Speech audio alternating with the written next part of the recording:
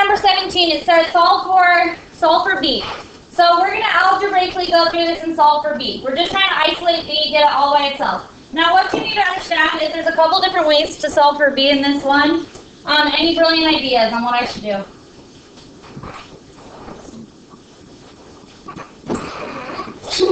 Yeah. Yeah, I like that idea. Oh, well, not well. You were almost there. If we times by b over b, then we have a b squared in bottom, which would make it almost worse. Oh. Okay, I like what you're saying. So you're saying multiply both sides by b, right? Yeah. Okay, very good. That's exactly what we do. So if we multiply both sides by b, then over here on the right, b over b divides out and becomes 1. So then on the left, we have b times h, very good. B times h is equal to 2a. And then our goal is to solve for b. So you guys tell me, what would I do next? Good. Divide both sides of the equation by h. And as we know, the h's would divide out to become 1. So b is now isolated, so we have 2a over h. And we're getting so much better at solving algebraically for these things. We've done inverses, and this is just really good practice. Good job. Oh, yes. Why is h still there? Are you asking why h is still there? No. Oh, you're good. Oh, okay, gotcha. You were thinking that was an h. Okay. B. All right, any questions on that one? So how many of you curiously got that one right all on your own? How many of you got that last one right all on your own? Good. Good. Okay, let's go through number 17b. Looking at this one, we're asked to solve for d naught. That's little zeros, like down in the corner, is pronounced not. Okay, yeah, it is. So d sub 0 is another way. So has a little mini 0, so d sub 0 or d naught. So looking at this, we have 1 over f is equal to 1 over d plus 1 over d naught. Now we're trying to solve for d naught, that d to the little 0, but it's not raised to a 0, so it's d naught. D sub 0. Okay, so we're trying to isolate d sub 0. So what should I do first? Any ideas? Come on, guys, give it a try. It's the worst thing that you could be is wrong, and we would all survive. I've been wrong many times. Okay, so someone said times by d. That's a good one. Any other suggestions? Subtract what? Good. There we go. So ties right on. Subtract 1 over d. Subtract 1 over d. Subtract 1 over d. Now, can we add 1f minus 1d together? No. So we have 1 over f minus 1 over d is equal to, now let's look at this, guys. On the right, doesn't that add up to be 0? Yeah, so that we took care of that correctly. Does everybody see what we did? And then it's equal to 1 over d naught. Now, fun fact for you. Because all of these are fractions, because all of them are fractions, we can actually take the whole thing, and since we're changing it all the exact same way, we can take this and go like this and flip them all. So I'm going to go ahead and do that. So as long as I do it to every single piece of the equation, you can do this. So I'm going to flip 1 over f to be f over 1. I'm going to flip d over 1 over d to be d over 1. And I'm going to flip d naught over 1 over d naught to d naught over 1. So do you see how I just took this, and since I did it to every piece, we can flip it. Okay, do you all understand that? That's a trick I might use again in the future, yeah. And then great, yep, anything divided by 1 is just itself, so that was another good point here. Anything divided by 1 is just itself, so really, we have f minus d is equal to d naught. And are we done? Yeah, yay, we're done. Algebraically, we've solved for d naught. Pretty cool, we're learning lots of cool new tricks. What was that? What makes no sense about it? Well, be specific. Do you need me to explain further, or it was just a kind of hard one? Yeah, it was kind of hard. Are you sure you don't want me to elaborate on anything? Okay. All right, so number 17C. This is probably the hardest one of them all. Are we solving for X1? You tell me. Yes. Okay, we're solving for X1. Okay, so looking at this one, let's solve for X1 algebraically. Couple of different ways of doing this. Where do you want to start?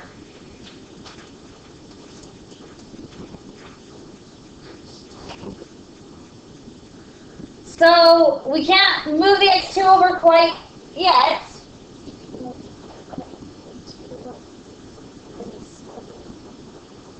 That's a good try too. If we if we multiply both sides by y2 minus y1, we would have y2 squared minus y1 squared over here, right?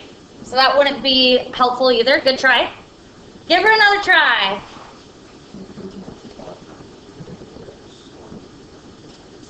Okay, well if we multiply, that's a good try too. If we multiply by negative x1, we do that to the top and bottom, and would that help us down here? That would become negative, let's see, that would become negative x1, x2, right? We multiplied both by top and bottom by x1. So we'd have negative, we'd distribute that through, and we'd have negative, no, you said multiply by negative, right? Okay. So we'd have negative x1, x2 minus x1 plus x1 squared. Is that helping us or making it worse? Good try. I love that you tried. Very good. Does everybody see how that made it worse? Yikes. Okay, so we're not going to do that. That was a really good try, though. Okay, so what trick did I just teach you? Can you take a fraction and flip it? There's a couple different ways. So this is really m over what?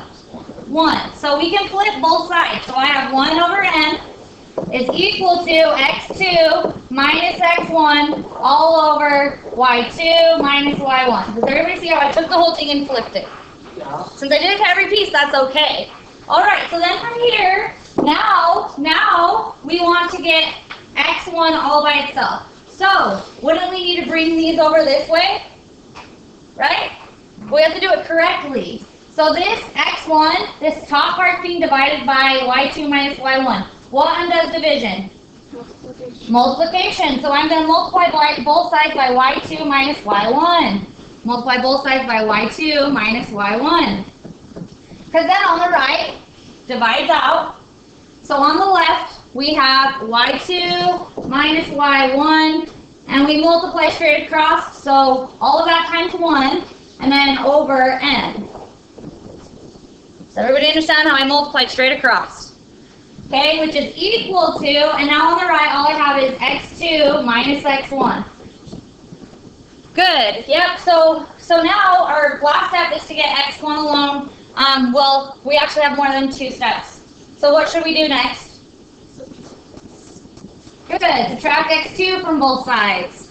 So we have y2 minus y1 all over n, and now minus x2, right? Okay. And that's equal to negative x1. Now, we're getting better at seeing this, but many of you asked me, again yesterday, which is fine, but we're getting better at seeing this. All right, so we're not done. We have a negative. Well, how do we fix the negative? Good. Divide both sides, entire sides, by negative 1, right? This is a pretty tricky problem, right? So then x1 is alone. So, I will let you stop there. That's fine. But on an ACT, they would distribute that negative 1 through to each thing. But I'm okay with stopping there. All right. Questions on that? One of the more tricky ones, that's for sure. But we will be able to do this by the end of the year. I can promise you that. Okay, any questions on that? Okay, those are just fun, good algebra practice problems. All right, moving on. How many of you got number 11? I know Lexi did. Any others? Awesome, good, Dylan. How many others got number 11? Just curious.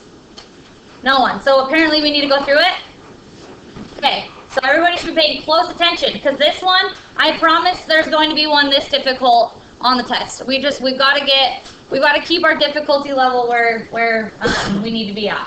So there will be one this difficult on the test, so let's go through it and make sure we're good here. All right, so a couple things. We have all of this here. Our first step is, well, first of all, we're solving rational equations. So the first step is to factor all of the bottoms, the denominators of each of our fractions. So x plus 3 is already factored, right? This one's good. 3 minus x is technically not factored because, everybody, just look at this with me. This is positive 3 minus x, so couldn't we rewrite it as negative x plus 3? Same thing, right? Okay, awesome. What do we do when we have a negative in front? We factor out the negative, right? Everybody? So we're factoring out negative 1. So then you divide each thing by negative 1, and let's write what we have left inside. That will be positive x minus 3. Now it's factored. And then, so now it's factored, and then we would factor x squared minus 9. So we know it's quadratic, so we would say what multiplies to be a times c and adds up to be b. So a times c would be 1 times negative 9, right? A times c. Well, multiplies to be negative 9 and adds up to be 0. B is 0. There's no bx. Well, 3 and 3 multiply to be 9, right? And they could add up to be 0 as long as that's negative. Well, let's check it. Yep, it works there and there. Those are our factors. Can we click factor? Yes, so our factors are negative 3 and positive 3. So this is going to factor to be x minus 3 times x plus 3. Minus 3 plus 3, that's our factors. Okay, so our least common denominator. We have a least common denominator. We have an x plus 3. We have, moving on, a negative 1 it looks like. And we have an x minus 3. And these are all multiplied together. I should have written them right next to each other. So I'm going to do that. And then negative 1. So this is our common denominator. X minus 3, we've already listed it. X plus 3, we've already listed it. Our least common denominator is negative 1, x minus 3 times x plus 3. So then you go through and fix every piece that needs to be fixed. This has an x plus 3. It needs a negative 1 and an x minus 3, right? So if we do that to the bottom, negative 1 and x minus 3. We've got to do it to the top. Negative 1, x minus 3. All right, moving on to this one. Remember that this one was technically this. It has a negative 1 and an x minus 3. We need an x plus 3. So if we do it to the bottom, we've got to do it to the top. X plus 3. And then, over here, we had an x minus 3 and an x plus 3. The only thing we're missing is negative 1. So multiply both sides by negative 1. So now that we've fixed all of our denominators, once again, we know that we can just cross out the bottom and focus in on the top. Because our denominator is exactly the same, we'll use the top to simplify. Okay, so we have negative 1 times all that stuff. So what I'm going to do is say negative 1 times 2 is negative 2, right? Negative 2 times x minus 3. And then I have plus, and let's go ahead and distribute that through. 5 times x is 5x. 5 times 3 is positive 15. Are we all following? Do we have any questions? Do I need to slow down? Are we all okay? Is equal to 6 times negative 1 is negative 6. Then we'll continue to simplify. Right here, negative 2 times x is negative 2x. Negative 2 times negative 3. Good, plus 6. We still have this. Plus 5x plus 15 is equal to negative 6. Kind of an involved problem. I mean, look at that. It's pretty cool. All right, so then combining like terms, 2x's, negative 2x's plus 5x's is positive 3x's, right, everybody? And then positive 6 plus 15 plus 21 is equal to negative 6, right? Are we all good? So then solving for x. This is where a lot of you actually get stuck, which is quite surprising. Now we're just simply solving for x. So we'll subtract 21 from both sides of the equation. We have 3x is equal to negative 27. And then we will divide both sides by 3. X is equal to negative 9. And we're done. Questions on that? Okay. Good. That one was probably, that was an quite advanced problem. But really, you should be able to do that at this level. Okay, so you guys would be able to do that, right? If we see it again in a few days, if I give you another practice. Okay, good.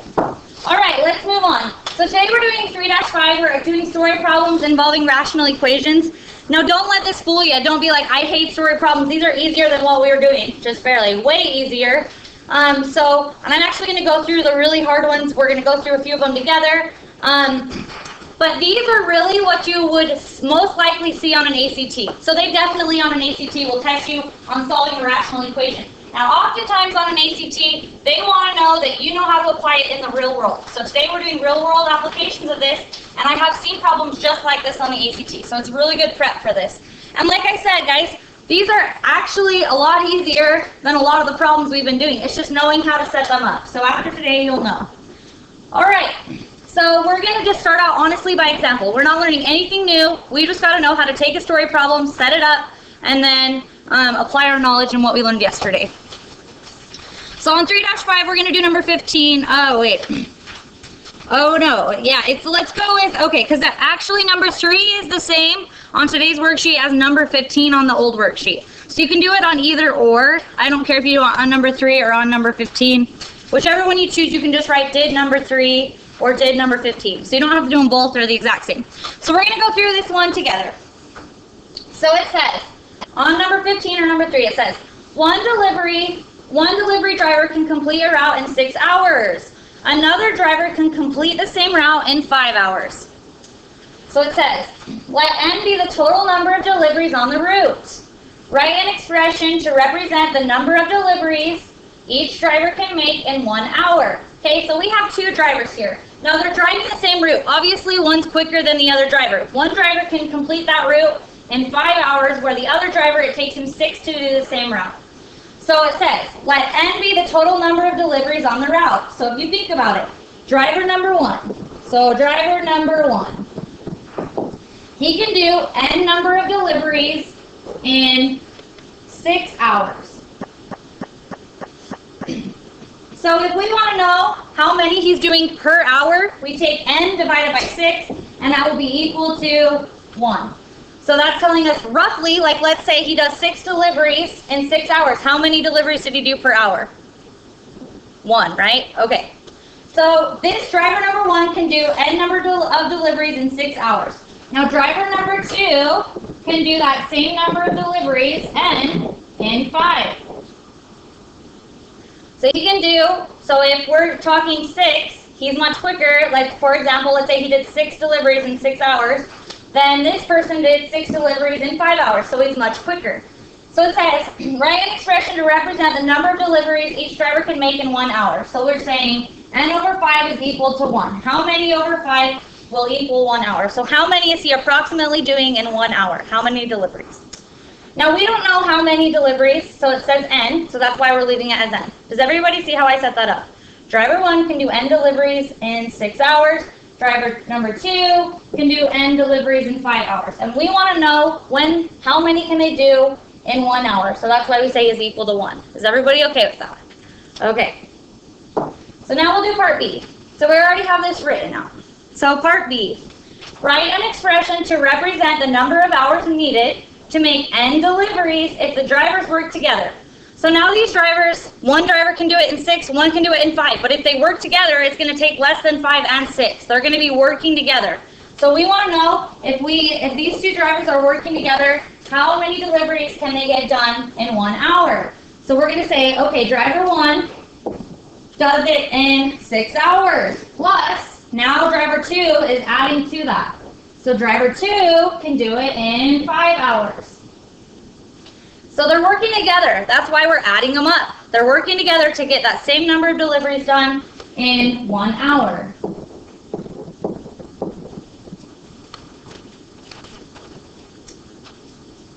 Does everybody see what I did there? Does everybody understand why I'm adding them? Because now they're working together to get that same number of deliveries done.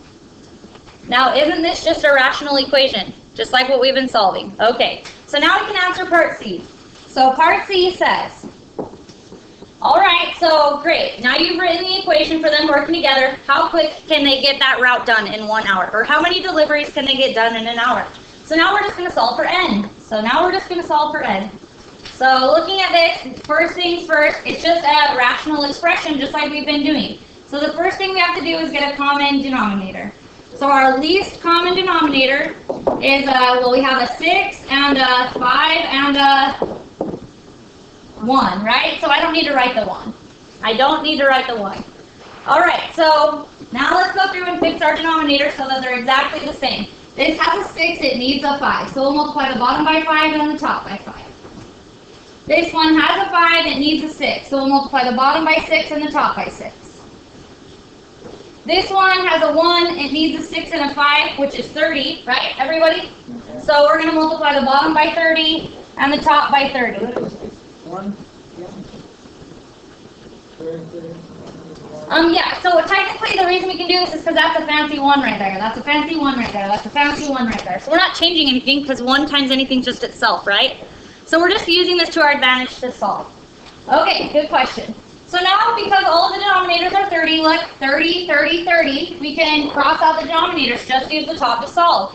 So we have 5n, 5 times n is 5n, plus 6 times n is 6n, and that's equal to 1 times 30 is 30.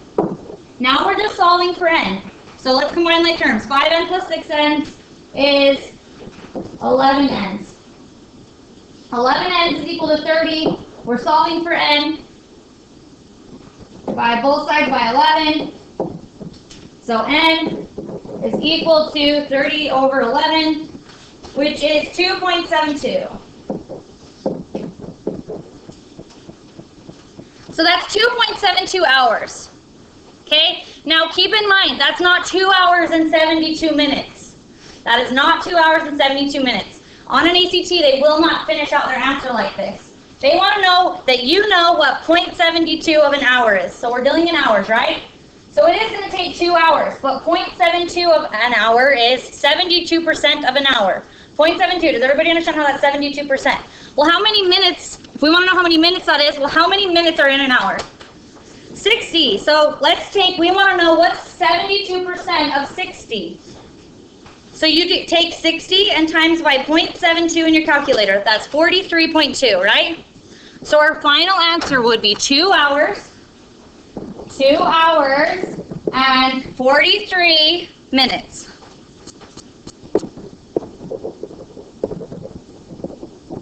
So isn't that much quicker? They work together. The first driver, it took 5 hours. Second driver took 6 hours. If they work together, they're going to get that work done in 2 hours and 43 minutes. Much quicker, right?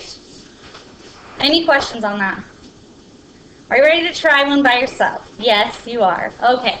Awesome. You guys are great. Okay. So do number 16, number 4, and number 5. So number 16 on the old worksheet, number 4 and number 5 on the new. Ready, set, go. They're exactly like what I just did with you.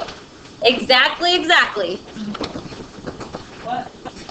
Moving on, okay? So the next part, we do need to know this formula. This is something that, it's a true formula in the real world. Like, engineers use this formula all the time. A lot of aerospace engineers, especially people dealing with like airplanes and stuff, they get their engineers to figure out, okay, this plane is behind schedule because of the wind. The wind speed is so strong, it's slowing the plane, and the plane's now going much slower. So really, on a daily basis, there's a lot of engineers working with this formula, so it's kind of cool. All right, so distance is equal to rate times time. So if we want to know the distance, and we know the rate that we're going and the time of amount that we traveled, we can figure out the distance that you covered. Or with this formula, guys, we can take and manipulate it. If I can find my little pen right there, and we can find different things. So let's say, guys, everybody look with me. Let's say we wanted to find the time and we knew the distance and the rate. Well, how could we get time alone? Divide both sides by rate, right? So, the formula for time is equal to distance over rate.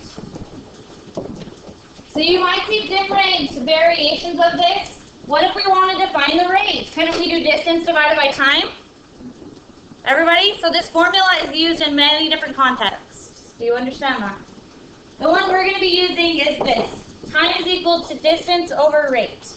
So for our next example, time is equal to distance over rate. Does everybody have that written down? Okay. All right, so we're going to do number 1 together. You need to pay close attention. A little bit more of an advanced problem here.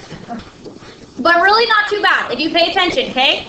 So it says, a flight across the United States from San Francisco to Chicago is 1,850 miles. It takes longer east to west than it does west to east. When flying westward, the headwind decreases the airplane speed. When flying eastward, the tailwind increases its speed. The time for a round trip is 7 hours and 7 hours and 7. How do you say that? 7.75 hours. 7 3/4 hours. There we go. If the airplane cruises at 480 miles per hour, what's the speed of the wind? Okay, so we've got to go through and figure out what exactly we know. So we're going to look at this in pieces. First of all, we know that the formula for time is equal to distance over rate. Distance over rate. Okay. All right, so let's think about this, guys. Let's just figure out, let's write an equation for time on the way from westward. So I'm just going to write that over here. So westward. So west, when we're going one way, the headwind decreases the airplane speed. Okay, so the speed of the airplane, how fast is it going? 480 miles per hour, right? Everybody? Okay, so 480 miles per hour. But now, if you think about it, so it's decreasing the airplane speed. So we're flying our airplane, the wind's pushing against us. We don't know the wind speed, right? That's what we're trying to find. So wouldn't we be going 480 miles per hour minus the amount the wind is pushing against us? Yes, so I'm going to call it X. Wind speed X. Wind speed is X. We have no idea how fast that is. But we do know that our plane is traveling and the wind is pushing against it, so it's going to be 480 miles per hour minus X. Now I'm going to write that just as 480 minus X. Okay. Now that's just the rate of travel, right? 480 miles per hour minus our wind speed. Now let's do eastward. So east. Now this time on the way back, the wind is now pushing us, so we're going way faster than 480 miles per hour. We're going 480 miles per hour plus the amount that the wind is pushing us. But we don't know how fast the wind's pushing us. That's what we're trying to find. All right. Now, distance is the same in both cases. The distance traveled from San Francisco to Chicago one way is 1,000, so the distance is 1,850 miles. The distance, still down here, coming back, is still 1,850 miles. So now I'm going to set up an equation for time for each of these, because we have everything we need to know. So time westward is equal to the distance, which is 1,850 over the rate, which westward is 480 minus X.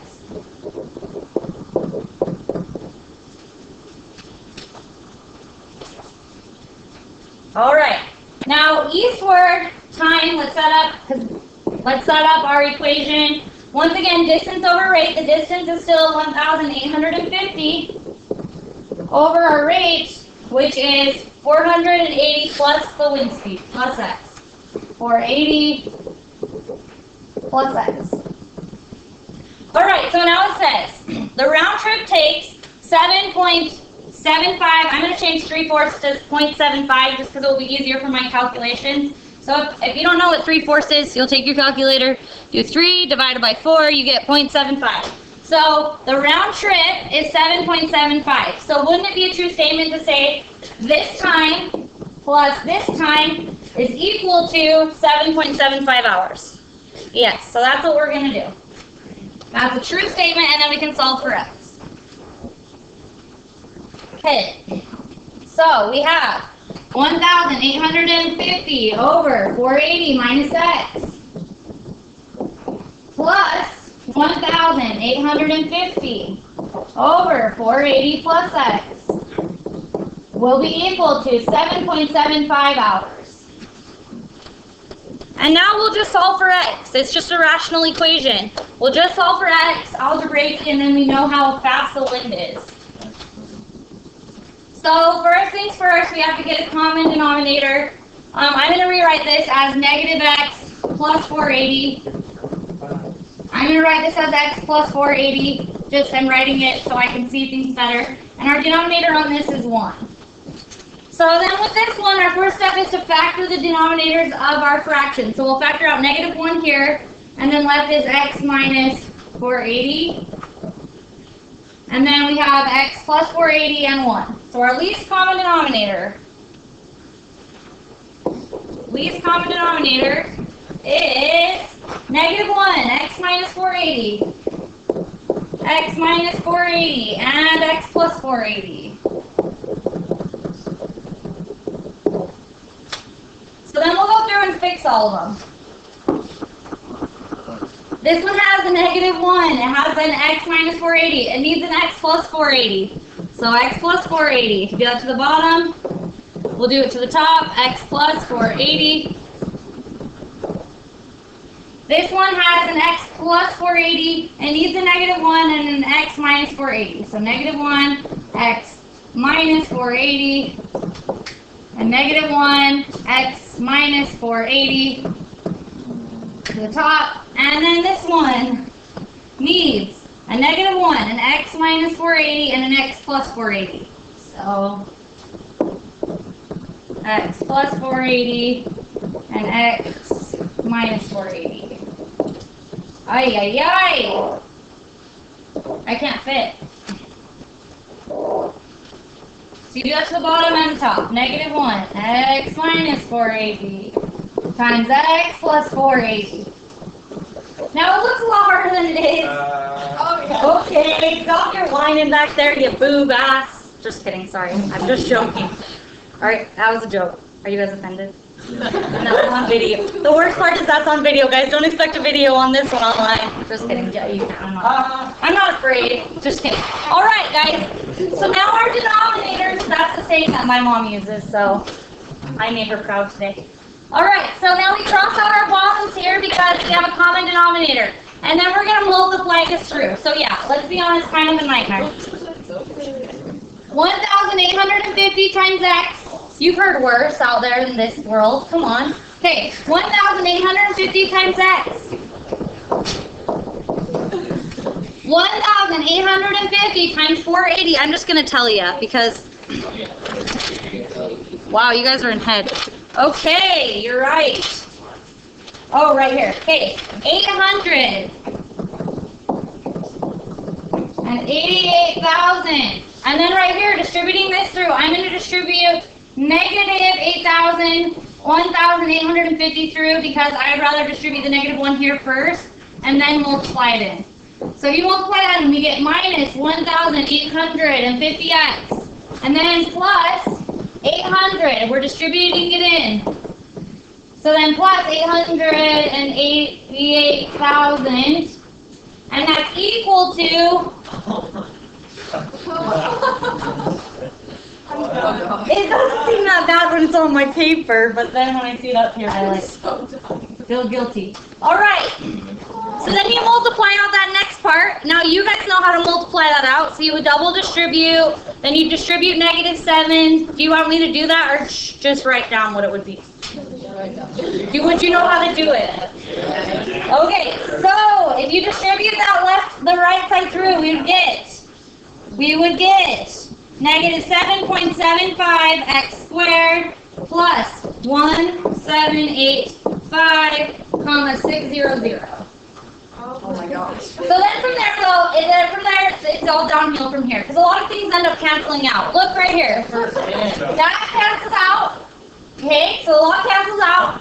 Then you add up this plus this, and you get 1,776,000, and that's equal to negative 7.75 x squared plus 1,785,600. Come on.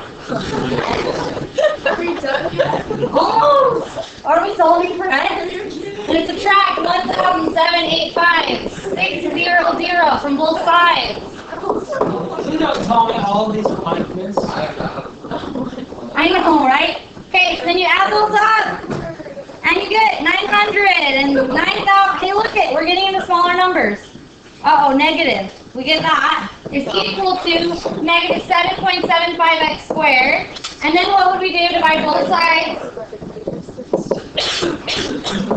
Guys, bear with me. We're almost there, people. And then you get 1,238.709677 is equal to x squared. And then we would take the square root, right? Oh my gosh. And you would get 35.19 is equal to x. So 35 is our wind speed. The wind is blowing 35 miles per hour. Are you kidding me? Yep, all of that for 35. You should slowly scroll up to the top 35. Guys, I know. And I'll be honest with you, in my degree, I had problems that took up like 3.5 pages of work. Each problem would take an hour and a half. So don't complain about this. All right, we're awesome. That's why I don't think any of us was. Oh my. Hey, you might. No. Hey, I got inspired by a good math teacher to become a math teacher myself. All right, 35 miles an hour. That win. Dang nabbit. All right. All right, so number 2. Now, do you want to try number 2 by yourself? No. Yes. No. Ready, set. I'll give you a couple minutes. Nah. Yeah. Okay, I might actually have us come back to that one if we have time. But we do need to be able to do this one. Number 6. This one's easy. Number 6, really important. Okay, I will make us do that next one if we can get number 6 and the last 2 done. Because these ones are easy and we need to be able to do them. Okay, the 1 we might not. We'll see. So it says, the ratio, pay attention to this one, guys. This one will be tested on, for sure. The ratio of male to female police officers in a town is 11 to 3. So, technically, there's a lot more than 11 to 3, but the ratio from male to female officers is 11 to 3. So it says, if the total number of officers is 112, how many are men, and how many are men, and how many are male? So how many are men and female? Female. All right. So, guys, we don't know how many are men, right? We have no idea how many are men. So let's call it X. We do if we know how many are male. Right. We're not, but we don't. So we know that there's an X amount of men. Well, then women, well, if there's a total of 112, wouldn't we take that total 112 and subtract off how many men? Sure. Right? Let's say there was 20 men. Wouldn't you take to find out how many women, 112 minus that amount? Everybody. Yeah.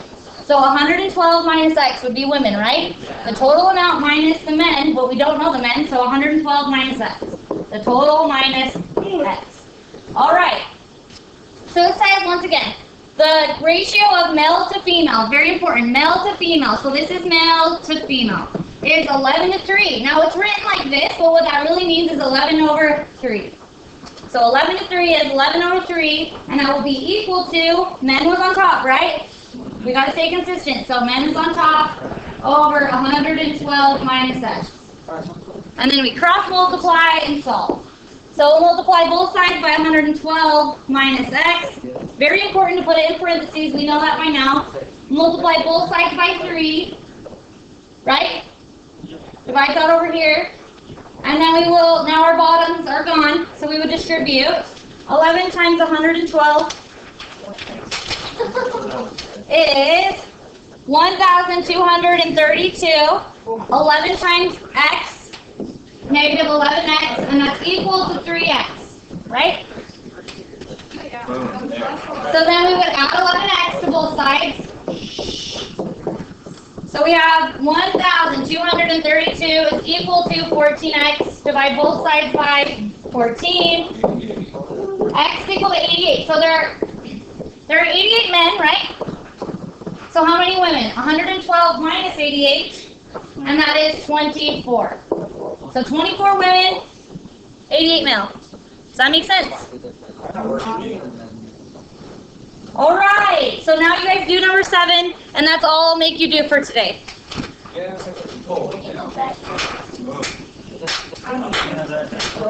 do number 7, and then